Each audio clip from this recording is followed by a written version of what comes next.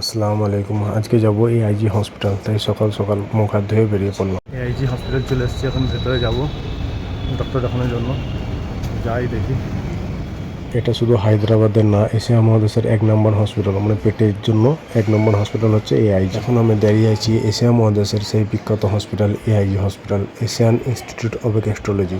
এখন ভেতরে ঢুকবো, ভেতরে গিয়ে যা যা প্রসেস আছে সেগুলো কমপ্লিট করবো, কারণ ডাক্তার দেখানো হয়ে গেছে। যেহেতু ভেতরে ভিডিও করতে পারিনি, তাই যা যা প্রসেস বলেছিল সেই প্রসেসগুলো ফলো করলাম, কারণ যেহেতু রিপোর্ট হবে। তবে দুঃখের বিষয় হচ্ছে একটা, যে আজকে আমাকে রোজা ভাঙতে হয়েছে। অনিচ্ছা থাকা সত্ত্বেও আমাকে রোজা ভাঙতে হয়েছে, তাই অনেকটা খারাপ লাগছিল। শরীর খারাপ হলে বা পরিস্থিতির কারণে কত কিছু করতে হয়। যাই হোক, আলহামদুলিল্লাহ আমার রিপোর্টগুলো হয়ে গেছে, রিপোর্ট পেয়েও গেছি। একটা রিপোর্ট শুধু বাকি আছে, যেটা 2-4 দিন পর পাবো। সবাই আমার জন্য দোয়া করবে, আমি আপনাদের জন্য দোয়া করবো। রিপোর্ট কমপ্লিট হলো, 1 সপ্তাহ পর ডাক্তার দেখাতে পারবো, কারণ একটা রিপোর্ট এখনো আসে নাই।